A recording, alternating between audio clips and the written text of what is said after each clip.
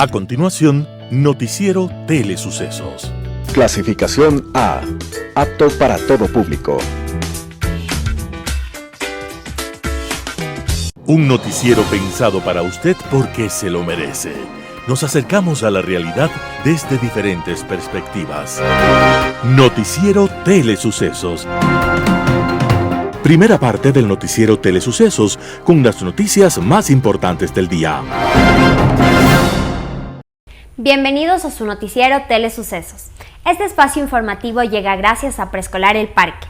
Estamos seguros de ser únicos por haber creado un lugar especial en que las fantasías de los niños se hacen realidad y haber desarrollado un lugar excepcional para crecer, aprender y ser felices. Con orgullo tenemos la certeza de que somos el centro de desarrollo infantil más avanzado de la ciudad. Comuníquese al 099 7372 081. Sean ustedes bienvenidos a su noticiero Telesucesos. Un día como hoy.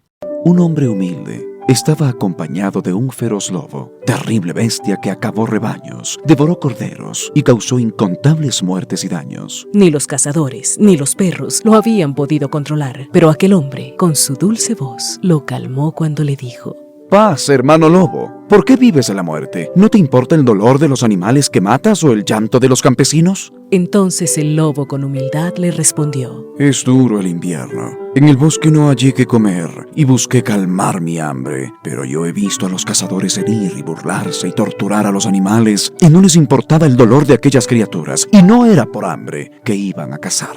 Finalmente, aquel hombre llamado Francisco de Asís convenció al lobo para que no matara más y fuera el manso compañero de la gente del pueblo que le darían de comer. Y así fue. Pero luego Francisco de Asís encontró que el lobo había vuelto a sus sangrientas andanzas y cuando le recriminó, el lobo explicó su actitud. Entre los humanos encontré la envidia, la saña, la ira, el odio, la infamia, la mentira. Hermanos a hermanos se hacían la guerra, perdían los débiles, ganaban los malos, y un día me apalearon y me echaron fuera. Y descubrí que yo, lobo malo, soy mejor que aquella gente. Esa historia conmovedora es del gran poeta nicaragüense Rubén Darío, padre de la poesía modernista, que estaba naciendo un día como hoy, 18 de enero de 1867. Y hoy lo recordamos como al hombre de versos perfectos, que logró hacer música con su poesía profunda. Las principales noticias del día. Titulares. Comisión de Justicia aprobó informe para segundo debate de la ley que permite el aborto en caso de violación. Las clases presenciales se suspenden en 193 cantones por el alto riesgo por COVID-19. El empleador es el que decide usar la opción de teletrabajo. En novedades legales, Ecuador activa el semáforo de protección COVID-19. En vida y tecnología, prevención de extorsiones a través de medios digitales. En el segmento de opinión, la explotación minera. En política internacional, más escenarios. Los editoriales serán de Ramiro Ruiz, El Desafío, José Hernández, El Aborto y los asambleístas de Me Vale. Martín Payares, La perversidad del yo no fui, de Natalie Viteri. El plop de la noticia. Noticias del día. Comisión de Justicia aprobó informe para segundo debate de ley que permite el aborto en caso de violación. La Comisión de Justicia y Estructura del Estado aprobó el informe para segundo debate de la ley orgánica que garantiza la interrupción voluntaria del embarazo para niñas, adolescentes y mujeres en casos de violación, que fue presentada por la Defensoría del Pueblo en cumplimiento de la sentencia de la Corte Constitucional que dispuso a esta institución preparar dicho proyecto de ley. Este deberá ser tratado aún por el Pleno en segundo y definitivo debate, muy posiblemente esta misma semana. La moción planteada por la asambleísta Joana Moreira estableció 3 plazos a efectos de garantizar el derecho a tomar una decisión libre y voluntaria de interrumpir el embarazo, considerando las características especiales de cada grupo etario y que merecen atención prioritaria por parte del Estado. Así, al tratarse de niñas y adolescentes menores de 18 años víctimas de violación, la interrupción voluntaria del embarazo se podrá realizar hasta las 22 semanas de gestación.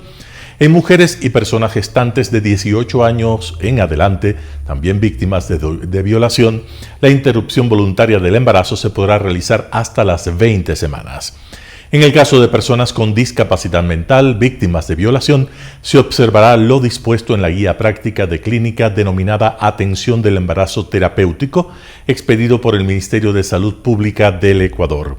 También se indicó que se podrán acoger a la ley independientemente del estado migratorio de la persona solicitante.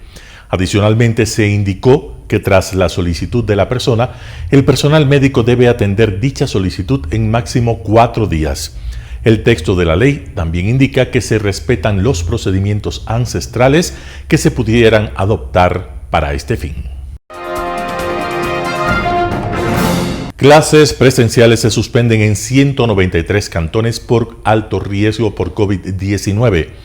Antes de Navidad, el 10% de las pruebas PCR y antígenos que se tomaban en el país resultaban positivo para COVID-19. Ahora subió al 46%. En la población escolar, el indicador oscila entre el 40 y el 50%, según el último informe del Ministerio de Salud. Por esta razón, una de las disposiciones del COE Nacional fue la suspensión de clases presenciales durante esta semana en los planteles ubicados en 193 cantones que fueron ubicados en la categoría roja del semáforo establecido por las autoridades. Son las jurisdicciones con más casos de COVID-19 y de alto riesgo. La disposición rige para las instituciones particulares, fiscales, fiscomisionales y municipales, así lo dijo la ministra de Educación María Brown. En estos cantones, que son los que tienen mayor población, los estudiantes deberán asistir a clases a distancia. Otros 26 cantones, por su parte, estarán en color amarillo y las clases podrán ser semipresenciales y con aforos reducidos. Para asistir, los alumnos deben tener el esquema completo de vacunación y la autorización respectiva de sus padres. Además, los establecimientos tendrán que cumplir con todas las medidas de bioseguridad, como el distanciamiento. Finalmente, solo los cantones Sucumbíos y Chuchufindis, en la provincia de Sucumbíos, están en la categoría verde. Ellos podrán asistir a clases presenciales con medidas de bioseguridad y en las condiciones en las que han venido trabajando. El COE Nacional y el Ministerio de Salud anunciaron que en el país se registran más de 42.000 contagios, lo que representa un crecimiento del 300% con respecto a la semana anterior. El empleador es el que decide usar la opción de teletrabajo. El incremento de los contagios por COVID-19 ha impulsado nuevamente la adopción del teletrabajo en el sector público y en empresas que no habían implementado permanentemente esta modalidad laboral. Por su parte, el Ministerio de Trabajo recalcó que tienen preferencia para teletrabajar, más allá de las disposiciones de la pandemia, las madres en periodo de lactancia, mujeres embarazadas, personas con cualquier tipo de discapacidad, con enfermedades catastróficas y adultos mayores. En la actualidad, el teletrabajo es un recurso de emergencia, es decir, se utiliza temporalmente de acuerdo con los requerimientos sanitarios y tiene disposiciones específicas para su aplicación en entidades públicas, tanto como en empresas privadas. Para el sector público, el Ministerio de Trabajo emitió el acuerdo MDT 2021-215 que establece las acciones del regreso a los lugares de trabajo y con ello de las excepciones para mantener la modalidad de teletrabajo. Para el sector público, son limitadas las excepciones para que un servidor haga trabajo remoto.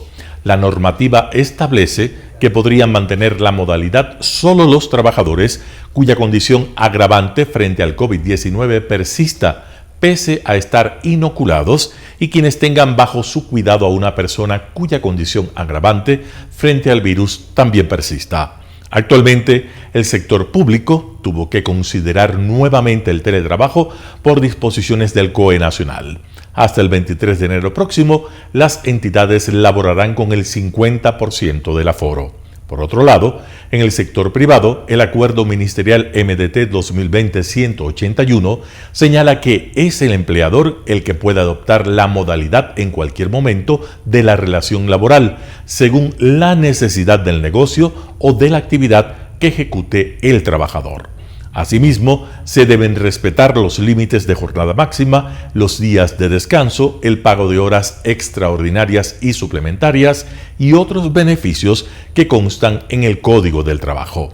Además, el empleador debe proveer los equipos, lineamientos e insumos necesarios para el desarrollo del teletrabajo, debiendo notificar al trabajador las directrices para supervisar y monitorear la ejecución de sus actividades. Novedades legales a cargo del estudio jurídico Naranjo Martínez. Novedades legales. Ecuador activa semáforo de protección COVID 2019. El domingo 16 de enero de 2022, tras sesión del Comité de Operaciones de Emergencia SCOE Nacional, el Ecuador adoptó el semáforo de protección COVID-19 para enfrentar el brote de contagios. La medida tiene por objeto clasificar a los cantones a nivel nacional de acuerdo a un semáforo de 3 colores según el riesgo de contagios en el cantón: verde bajo, amarillo mediano y rojo alto.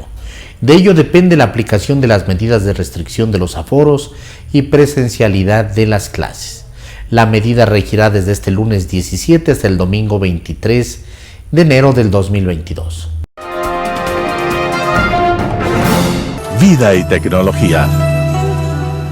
Hola amigos, gracias por estar con nosotros nuevamente en este espacio de vida y tecnología de su noticiero Telesucesos. Queremos comentarles y advertirles de una serie de extorsiones y llamadas amenazantes que han recibido algunos usuarios en redes sociales, y esto apareció entre la Navidad, el fin de año y el Año Nuevo, donde varias personalidades de televisión y otros no tan famosos denunciaban a través de medios digitales también y a la policía que fueron víctimas de extorsiones, de llamadas telefónicas o de mensajes de texto donde les advertían de que podían ser víctimas de algunos delitos. ¿Qué es lo que pasa en estos casos? Lo primero es, si usted recibe un mensaje de esto, guarde el mensaje y acuda a la policía. Eso es lo que la Policía Nacional está pidiendo a los usuarios que hagan. El segundo aspecto es, si usted recibe una llamada, registre el número del que recibió la llamada. También le sirve a la policía. Son datos que nosotros podemos contribuir para frenar esto. Pero más allá de esto, muchos usuarios comentaban en redes sociales que los extorsionadores o las personas que estaban llamando a poner sobre alerta tenían datos personales de ellos y se referían a tíos, a primos, con sus nombres, etc. ¿Qué es lo que pasa en estos casos? ¿De dónde sale la información? La información sale de usted, de la información que usted postea en redes sociales de manera abierta. En varias oportunidades les hemos comentado que se puede configurar su cuenta de las distintas redes sociales, es decir, Facebook, Instagram, Twitter o cualquier otra red, TikTok, y ocultar sus publicaciones o mostrarlas solo para aquellos que usted quiere. Es decir, si usted pone la foto del festejo de cumpleaños de su hijo, póngale a esa foto una restricción para que solamente su familia o sus amigos a los que ustedes han designado lo puedan ver.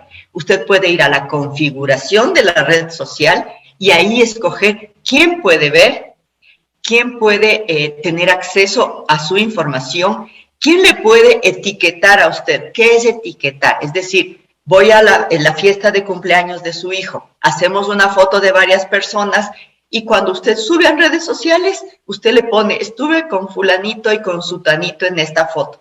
Pero si fulanito o sutanito no le permite que usted ponga el nombre, es totalmente válido. Y eso es una de las cosas que ustedes pueden hacer. De modo que toda la información personal se convierta y siga siendo personal.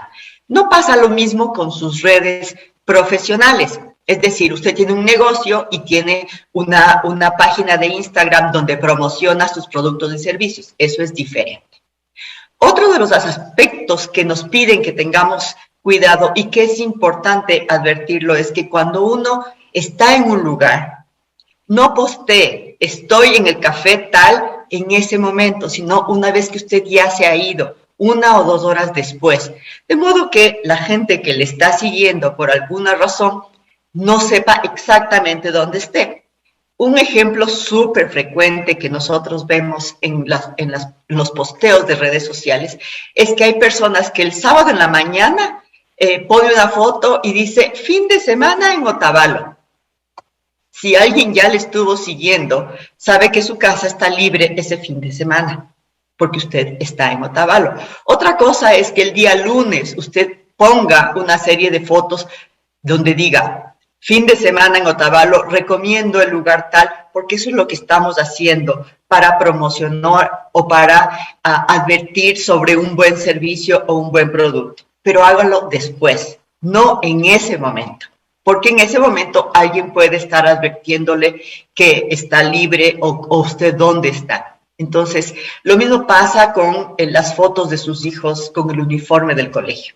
Eso es una muestra clarísima de violación a la intimidad que nosotros mismos estamos generando.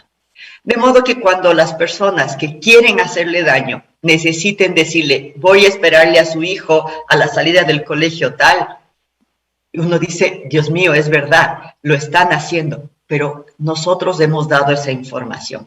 Así es que este espacio es precisamente para poner sobre el tapete temas que nos interesan a todos y en el que la tecnología está involucrada. Muchísimas gracias por su compañía. Un panorama de noticias para su estatura intelectual.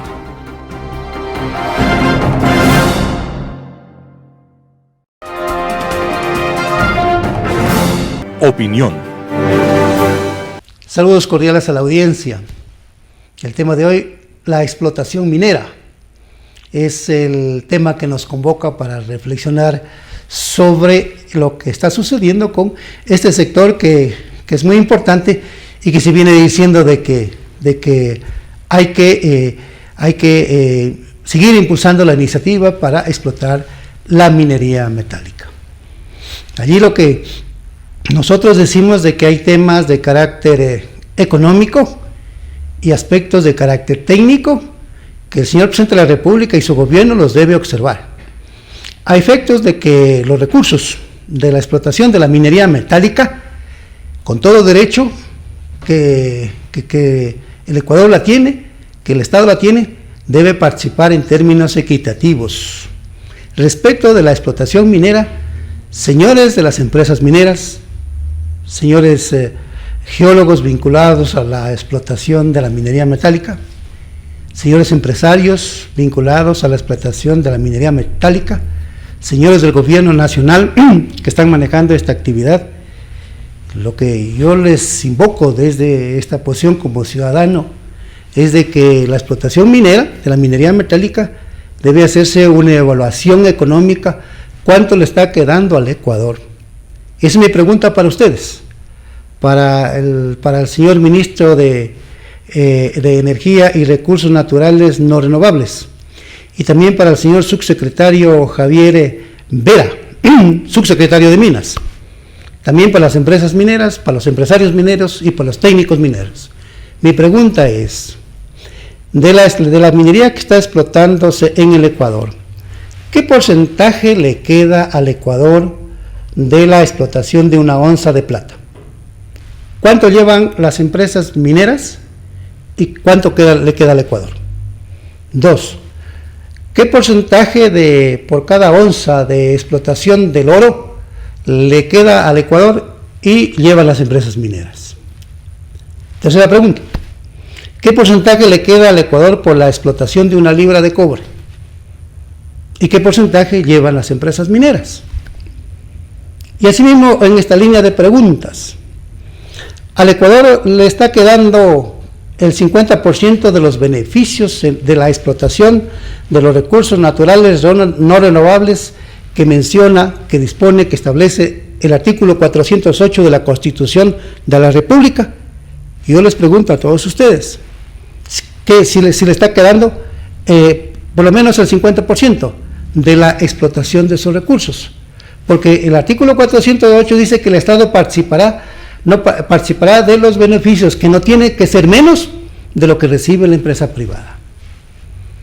Y el artículo 315 de la Constitución de la República y el artículo 316 de la Constitución de la República mencionan que el Estado en la explotación de los recursos naturales no renovables debe conformar o debe hacerlo mediante empresas públicas o debe hacerlo mediante empresas de economía mixta, en donde el Estado debe tener siempre la mayor participación accionaria. Y se le delega al sector privado por la explotación de los recursos naturales no renovables. Se entiende, queridas amigas, queridos amigos, que el Estado no puede recibir menos del 50%. En ese 50% de la participación en la producción, ojo, señores de la minería metálica, allí no debe estar incluido el pago de las utilidades de los trabajadores, porque eso es aparte. Allí no debe estar incluido el pago del impuesto a la renta, porque eso es aparte. Allí no debe estar incluido el pago de los otros impuestos, porque el artículo 408 no dice, en esa parte que le corresponde al Estado recibir como beneficios, no, se entiende que están incluidos, digamos, el artículo 408 no dispone, ahí también están incluidos el pago de los impuestos, el pago de las utilidades de los trabajadores. No, eso lo dice. Se entiende que es de la producción, porque en el caso de los otros impuestos, las empresas en el Ecuador o las personas naturales que desarrollan actividades empresariales pagan el impuesto a la renta, pagan el IVA, no están exonerados los ecuatorianos. Aquí se financia el presupuesto con la mayor carga de impuestos que pagan los ecuatorianos, el IVA, el impuesto a la renta y otros impuestos. Así se financia en gran parte el presupuesto del país. Así que aquí no puede haber exoneraciones de negocios que son rentables. El petróleo y los derivados es un monopolio mundial. Que el Ecuador no ha sabido aprovechar y industrializar el petróleo para abastecer el mercado interno con producción nacional y exportar los derivados. Eso ya es otra cosa. Eso ya no es problema de la naturaleza, eso ya no es problema de Dios. Dios y la naturaleza nos dio ese recurso. Que nosotros no hayamos sabido administrar de manera correcta ese recurso ya es otra cosa. Que no hayamos sabido administrar de manera correcta la explotación de la minería metálica, eso es otra cosa. Que no hayamos sabido manejar de manera correcta los contratos de las telecomunicaciones, de la telefonía celular o del sector eléctrico, ya es otra cosa. Pero Dios y la naturaleza nos ha dado a nosotros esos recursos. Por lo tanto, yo llamo la atención porque el Ecuador, porque el Estado requiere de sus recursos, del petróleo, de la minería metálica, de las telecomunicaciones, del sector eléctrico, para financiar el presupuesto general del Estado. Requiere sus recursos para financiar el presupuesto de las 5 funciones del Estado: función ejecutiva, función legislativa, función judicial, función de transparencia y función electoral. Requiere de sus recursos para financiar los presupuestos de los gobiernos autónomos descentralizados, prefecturas, municipios y juntas parroquiales. Requiere de sus presupuestos para financiar de sus recursos para financiar los presupuestos de la salud, los presupuestos de la educación, para fondear la banca pública y para extender créditos a los ecuatorianos. Requiere de sus recursos de la explotación de la minería metálica, del petróleo, de las telecomunicaciones, del sector eléctrico, para financiar los presupuestos de las Fuerzas Armadas, el presupuesto de la Policía Nacional, el presupuesto del Servicio Exterior. El Ecuador requiere de esos recursos de la minería metálica, del petróleo, de las telecomunicaciones y del sector eléctrico para desarrollar la infraestructura en este país, para desarrollar el equipamiento en este país. Para eso requieren los recursos. El Ecuador requiere de los recursos del petróleo, de la minería metálica, de las telecomunicaciones, de la telefonía celular y de la minería metálica y del sector eléctrico para que el Estado pague las deudas, pague la deuda pública, para que pague la deuda que tiene con el Instituto Ecuatoriano de Seguridad Social, y para eso requiere los recursos. Por lo tanto, esa es la pregunta planteada para el sector minero, de la minería metálica. Y la pregunto esto porque, hago esta pregunta porque el viernes anterior, el viernes 14, el señor subsecretario de Minas, el señor Javier Vera, dijo que el año anterior, el año 2021, se tenía previsto que el sector minero iba a exportar $1.500 millones. Pero dijo que han incrementado la exportación minera, que han logrado exportar $2.090 millones. De esos 2.090 millones de dólares que exportó la minería metálica en el año 2021, ¿Cuánto le quedó al Estado y cuánto llevaron las empresas mineras, señor subsecretario? Es la pregunta planteada, que la dejo para que al curato la responda. Muy amables, queridas amigas y queridos amigos, por este espacio, por este programa. Muy amable. Global Hoy con Alan Carney. Con excepción de 2 episodios puntuales, América Latina había estado al margen de los conflictos y trifulcas extrarregionales en los últimos 60 años.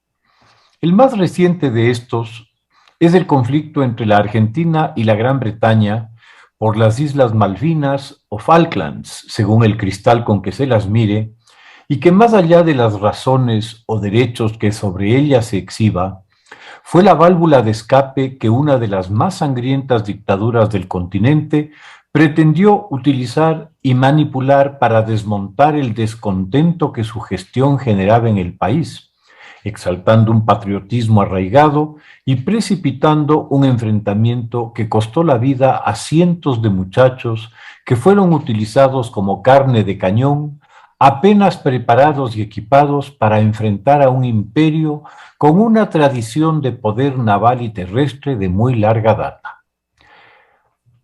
Y evidentemente con unos recursos y un potencial muy superiores al de una Argentina que venía de tumbo en tumbo tras el desastre del gobierno de la viuda de Perón, Isabel Martínez, cuya honda raigambre fascista la encarnaba su ministro López Rega, el brujo, y la dictadura que lo sucedería con Videla a la cabeza. El resultado, la derrota militar de la Argentina, se convirtió en el boomerang que provocó el derrumbe del régimen militar y el retorno del país a una democracia que se ha mantenido, a ratos precariamente, por 35 años. El segundo episodio, bastante anterior, es también atribuible a otra dictadura, la castrista, que desde hace 62 años oprime a Cuba y continúa hasta el día de hoy ejerciendo un régimen autoritario, represivo y opresivo que irrespeta sistemáticamente los derechos humanos y los principios democráticos en la otrora perla del Caribe. Hace 60 años, a mediados de 1962, en plena Guerra Fría, el gobierno soviético, dirigido entonces por el pintoresco e impulsivo Nikita Khrushchev, que para dar un mayor énfasis a una presentación suya ante las Naciones Unidas, se sacó su zapato y golpeó el estrado con el tacón del mismo, decide lanzarse a una audaz maniobra para reducir de un golpe la superioridad estratégica norteamericana en misiles balísticos, superioridad que le venía dada por la proximidad de los puntos de posible lanzamiento en Alemania Occidental, en Italia y en Turquía. Propone a la dictadura castrista el despliegue de misiles balísticos en Cuba, lo que reduciría a nada cualquier tiempo de reacción de Estados Unidos por la proximidad de Cuba al sur del país, apenas a 90 kilómetros de las costas de la Florida. Dentro de la propuesta se incluía también el despliegue de submarinos nucleares capaces de lanzar misiles atómicos en bases navales que Cuba proporcionaría a la URSS, así como bases aéreas para bombarderos estratégicos y el despliegue de al menos una división blindada y antiaérea para proteger las instalaciones. Fidel Castro irresponsablemente acepta tal propuesta, lo que significaba poner a Cuba en el primer lugar de la lista de blancos para Estados Unidos en caso de un conflicto. Graves errores de apreciación soviética sobre las verdaderas capacidades de la inteligencia norteamericana, tanto de la tradicional en tierra como por fotografía a gran altura, dan lugar a que la maniobra se descubra, produciéndose uno de los momentos de máxima tensión durante los largos años de la Guerra Fría. Estados Unidos le presenta un ultimátum a Khrushchev exigiendo el retiro inmediato de los misiles, que aún no estaban operativos, de Cuba. Establece además un bloqueo naval para detener y revisar cualquier barco que trate de llegar a la isla, inclusive los submarinos nucleares rusos que se dirigían ya a sus fondeaderos en Cuba. Por primera vez y última, el nivel de alerta nuclear alcanza el nivel 2, previo a un ataque general. A último momento, los buques rusos que transportaban más misiles y los elementos para volverlos operativos dan media vuelta, al igual que los submarinos nucleares, y regresan a la URSS. Bajan las tensiones y se acuerda que todos los misiles serán retirados de Cuba y nunca se tratará de reinstalarlos, a cambio del retiro de los misiles americanos de Turquía y de garantías de no interferir militarmente en Cuba. Se produce un gran suspiro de alivio para el mundo, pero también el final de la carrera política del inestable premier soviético por la humillación que hizo pasar a la URSS en este episodio al tener que ignominiosamente retirarse rabo entre piernas de una aventura descabellada que puso en vilo al mundo. 60 años más tarde, la amenaza de un nuevo episodio de similares características parecería estar en curso ante las expresas amenazas formuladas por diplomáticos rusos para ampliar los escenarios y teatros de posibles conflictos nucleares, afectando directamente a la región que ha tenido hasta hoy la fortuna de estar alejada y al margen de las amenazas de nuclearización de la región. Nuevamente, las dictaduras internas están, al parecer, dispuestas a ser utilizadas como peones en el escenario político y militar del mundo. La precaria situación que atraviesan, el desastre económico y social en que están inmersas, las vuelven presa fácil de quienes las saben desechables, eventualmente meras fichas para negociar condiciones en algunos escenarios distantes. El zar del Kremlin, el presidente Putin, pretende reeditar el juego de su predecesor para obtener concesiones de Estados Unidos y de la Unión Europea en su pulso por Ucrania y los ex-estados satélites o las antiguas repúblicas soviéticas en sus fronteras occidentales. Ciertamente, estas pretensiones deberían ser motivo de preocupación y reacción de los países latinoamericanos.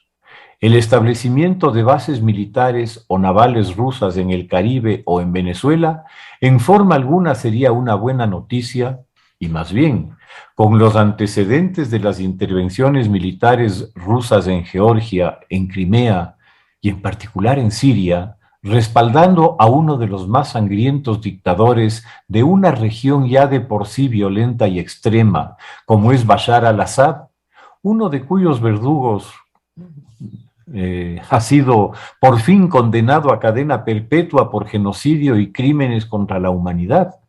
Deberíamos, insisto, mirar con aprehensión y rechazo el que otros tiranos, ya encausados por similares razones, busquen el amparo y protección del reencauchado imperio ruso, ejemplo viviente de la persistencia de la opresión y el absoluto irrespeto de los derechos y libertades de su propio pueblo.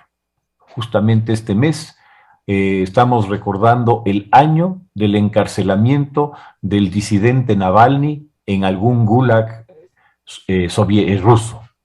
La reciente intervención militar rusa en Kazajistán da la medida de los riesgos implícitos que, ya sean las fuerzas regulares rusas directamente o sus muy bien organizados y equipados cuerpos de mercenarios, significan para quienes se vuelven objetivos de la política exterior rusa. Así lograron tomarse Crimea y posiblemente así se tomarán la Ucrania oriental en su bien planificado proceso de desmembración del Estado ucraniano. Aquellos que, por una ya muy larga ceguera ideológica, siguen viendo a Rusia como la patria del socialismo, le están haciendo el juego al nuevo fascismo, a un nacionalismo radical utilizado por los herederos del aparato de propaganda soviético para manipular y aglutinar a su población en torno al nuevo Führer, al nuevo Duce que les promete el honor y la gloria. Muchas gracias. Editorial. El desafío por Ramiro Ruiz. El 16 de marzo del 2020 comenzó el desconcierto que causó la pandemia. Los medios circularon inmediatamente para informar que se trataba de un virus que había nacido en una ciudad china. Cada ciudadano del mundo tenía que someterse a una cuarentena que nadie sabía cuándo terminaría. Se expandió el miedo a la muerte, los científicos comenzaron a investigar, las noticias publicaban las muertes en calles de las ciudades de diferentes naciones del mundo. Imágenes que producían miedo y tristeza y después pánico. Se paralizó el mundo, se suspendieron la economía, el trabajo, la educación, el comercio, el transporte. El poder de destrucción del virus era incontrolable. Murieron miles de jóvenes, mujeres, niños, viejos de cualquier religión y condición social, en países ricos y pobres, pueblos olvidados y desconocidos. Comenzó a tomar valor la vida, la presencia de la familia y los amigos. Hasta ese año se habían confundido las funciones sociales del hogar y el trabajo. La familia se unió en la casa como en los tiempos sencillos, cuando era fundamental la conversación. Los empleados aprendieron a trabajar en casa gracias a la magia de la tecnología. El silencio invadió las grandes ciudades. Los científicos de los países desarrollados se unieron vía internet en la búsqueda de la vacuna. Las noticias de los primeros descubrimientos dieron un alivio y esperanza de protección a la humanidad. Lentamente se aplacó el miedo y el pánico. El mes de julio del 2020, la gente comenzó a salir a caminar por las calles solitarias.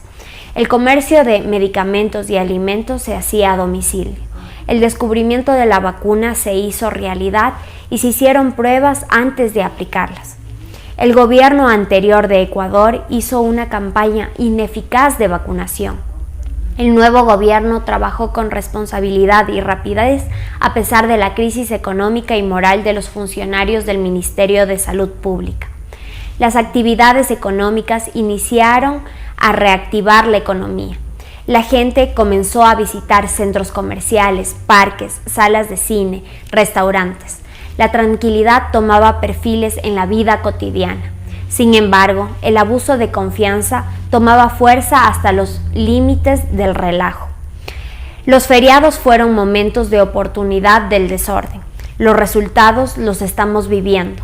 Los meses de pánico terminaron, pero comenzó el desafío contra el virus loco, con la gente también loca como aquellos desaforados que bailaron en las fiestas de Navidad y fin de año en Cuenca, Quito, Guayaquil, Manta, Esmeraldas y las playas de Tonsupa y Atacames. Otra vez los hospitales se colmaron de pacientes, el personal de salud retomó el trabajo sin interrupción, los familiares de las víctimas recurrieron a las lágrimas de dolor. Los farreros luchan contra un fantasma con el arma de la diversión y el baile al calor de los tragos. ¿Cómo competir contra la muerte con las contorsiones del cuerpo al ritmo de la salsa? Es insensato desafiar a un virus. El abuso y el desorden fueron un desafío estúpido. Las personas locas no han sido capaces de recordar que estos momentos la vida es una encrucijada. No tenemos dos posibilidades de vivir. La muerte de una persona produce dolor, abandono y pobreza. Olvidamos que los científicos tomaron otra clase de desafío con el único objetivo, luchar a favor de la vida, con el descubrimiento de la vacuna. El equipo de científicos superó dificultades propias de enfrentar a un virus desconocido.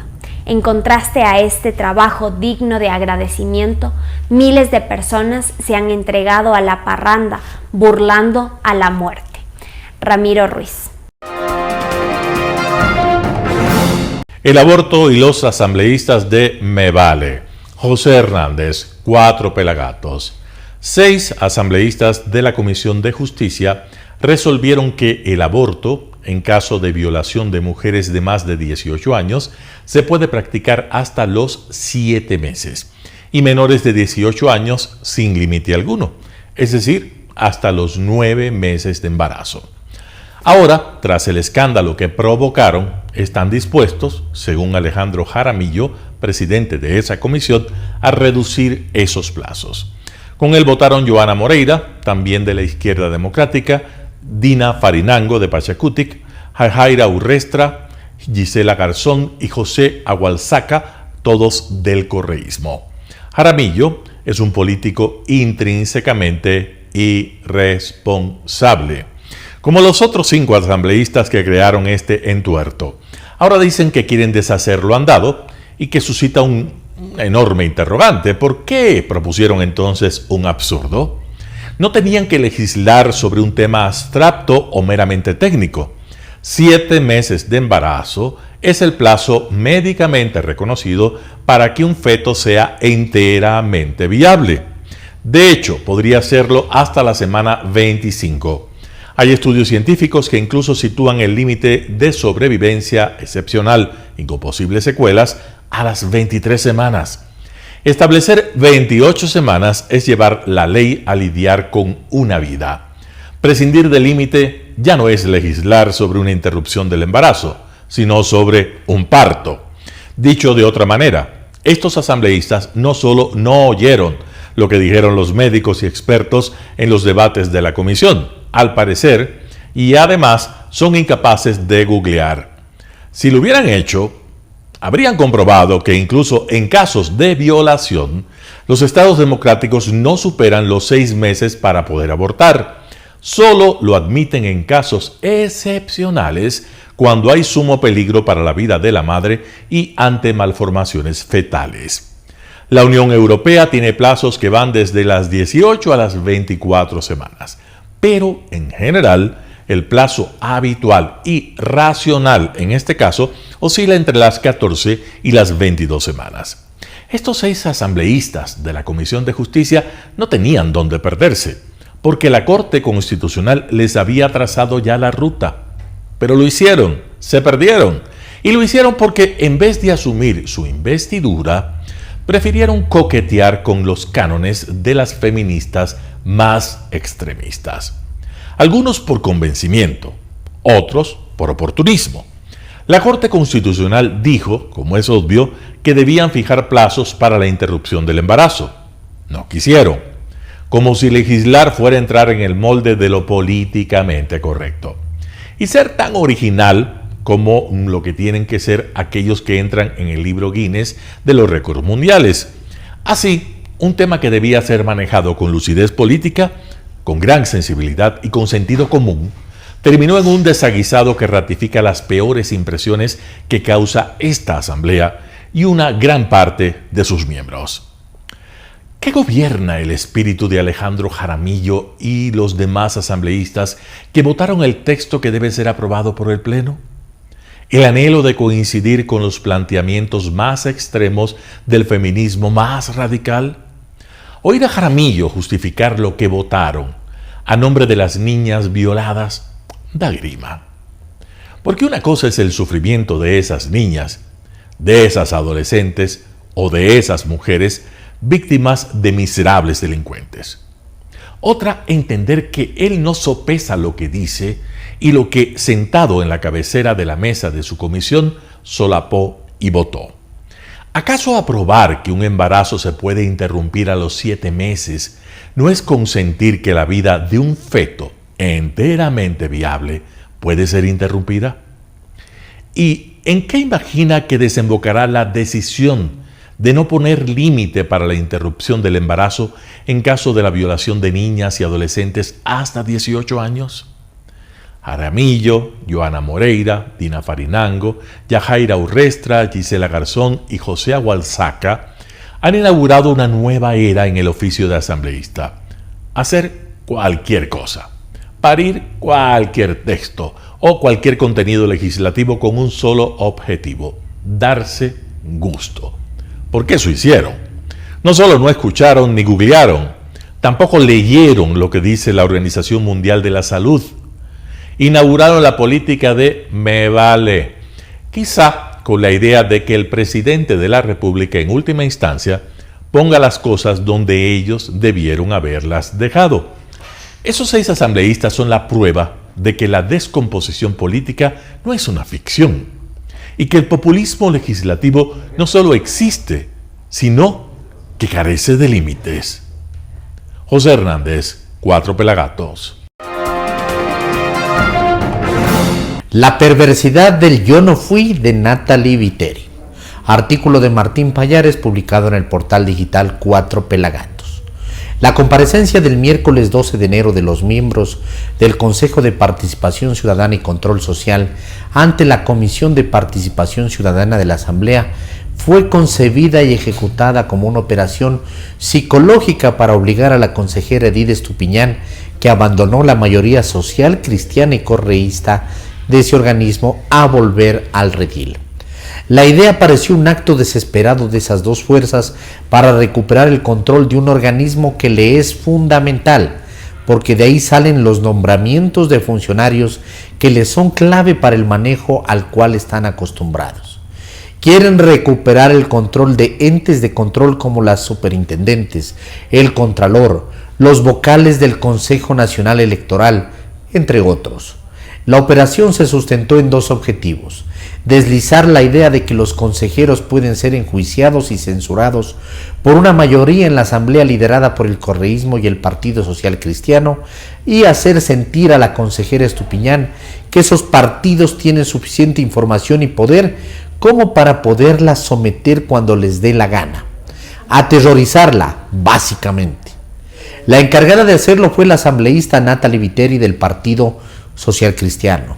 Lo hizo con una perversidad singular: leer durante la comparecencia los casos judiciales que tiene en curso Estupiñán, en algunos de los cuales se ventilan temas familiares.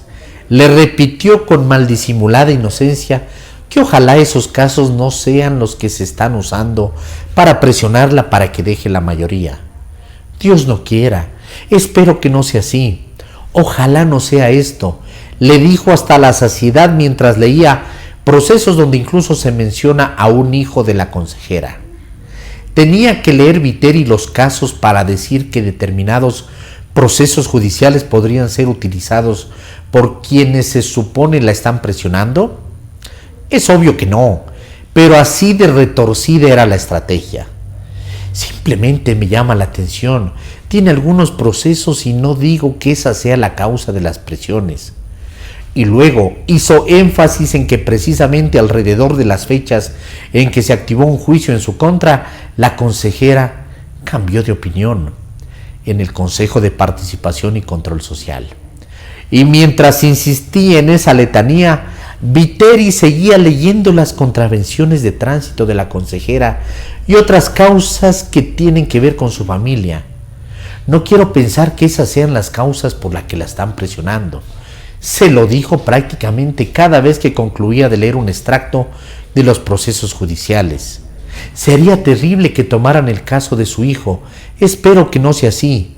Solo estaba buscando y buscando para encontrar el hilo conductor y para saber qué pasó con la consejera justo en esas fechas. La consejera Estupiñán se sintió vulnerada y lo hizo saber en una intervención que hizo más tarde. Viteri entonces pidió unos minutos para responder y lo hizo en el mismo tono de yo no fui que utilizó en su primera intervención.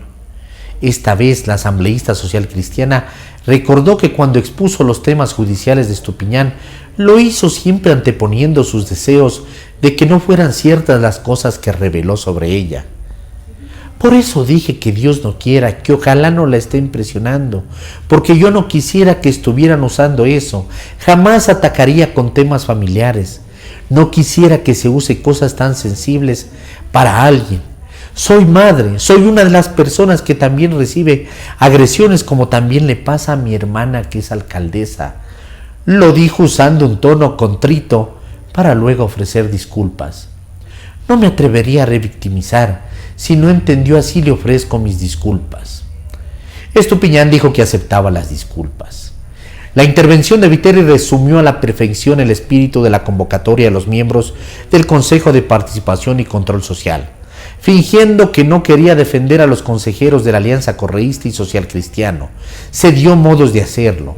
Ante las acusaciones que la presidenta del Consejo de Participación y Control Social, Sofía Almeida, ha suspendido al menos 6 sesiones cuando no tiene control de la mayoría, alegando que se fue el internet.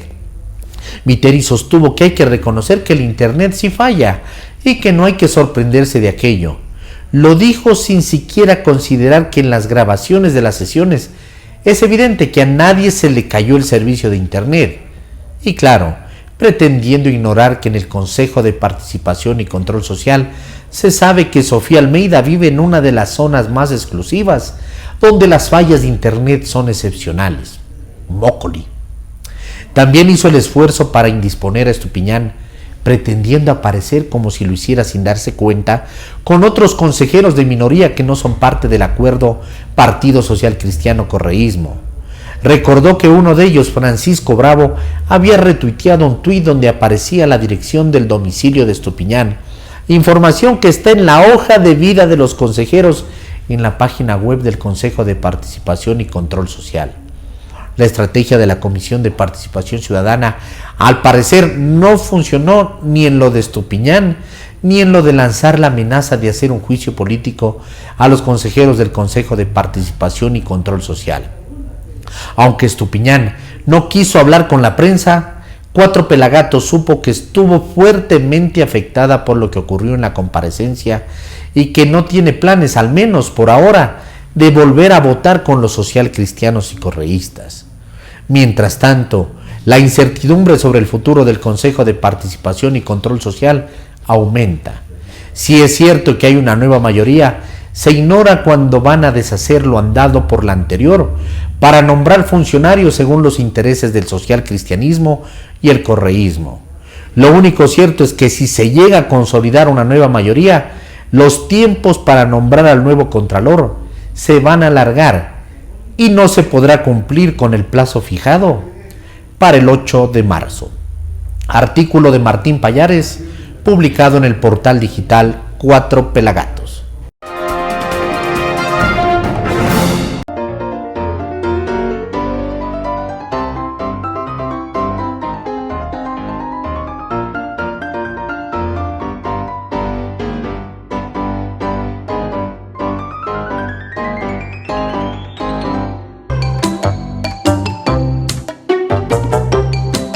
El blog de la noticia con Andrés Castillo. Martes 18 de enero del 2022. Faltan 127 días para que conmemoremos el bicentenario de la batalla del Pichincha. Hola, soy Andrés Castillo Maldonado y esto es el blog de la noticia. El fin de semana pasado se marcó como noticia importante el fallecimiento del señor Ricardo Rivera, tío del ex vicepresidente Glass, involucrado en varios actos de corrupción, entre ellos los de Odebrecht, entre ellos el de los casting para la gente que quería ir a trabajar en su medio de comunicación, por citar dos de los más importantes, el uno juzgado, el otro que quedó en la impunidad. Y es lamentable cómo la sociedad ecuatoriana ha llegado a tal punto de desconfianza entre nosotros mismos, que cuando una persona muere, por más señalada que haya estado, ni siquiera llegamos a creer que ese fallecimiento es cierto. ¿Qué grado de baja credibilidad tiene nuestra clase política? Y tiene la Revolución Ciudadana, y tiene la gente cercana a aquel gobierno del economista Correa, que ahora los ciudadanos ecuatorianos ni siquiera creemos cuando se mueren sus más altos representantes. Y cuando hablo de Rivera como uno de sus más altos representantes, es justamente porque fue uno de aquellos que se encargó de llevar adelante los procesos de negociación con Odebrecht, y una de las figuras fundamentales en el caso Arroz Verde, y una de las figuras fundamentales en distintos negocios del Estado ecuatoriano, que sin duda alguna fue perjudicado por el accionar de él y de sus socios. Hace ya algún tiempo atrás falleció un ex prefecto de la provincia de Guayas, y el argumento en las redes sociales era decir: prefiero quedarme con el deportista y con el ídolo que fue, y no con la imagen final que dejó. La vida de los seres humanos tiene que tratar de ser íntegra lo más que se pueda. No podemos dividir a las personas en su actuar por una forma de entender su vida o como otra forma de entender su vida. Ridículo sería decir que me quedo con el Ricardo Rivera comunicador o gerente de un medio de comunicación y no con el otro. Por lo tanto, inclusive después de la muerte, debemos aprender a valorar en su justa medida el accionar de las personas y dejar de lado ya por fin aquel argumento de que todo muerto es bueno.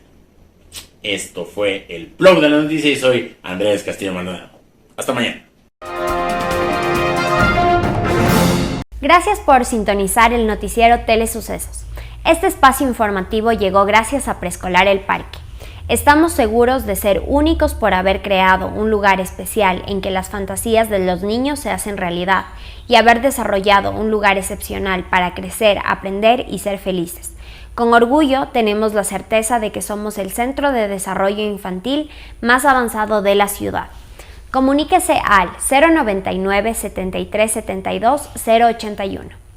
Síganos en nuestras redes sociales, Facebook Telesucesos Quito, Instagram @telesucesos_, Twitter @telesucesos29, YouTube Telesucesos HD y en nuestra página web www.telesucesos.net. Hasta mañana. Lo mejor de la mañana informando para usted. Noticiero Telesucesos.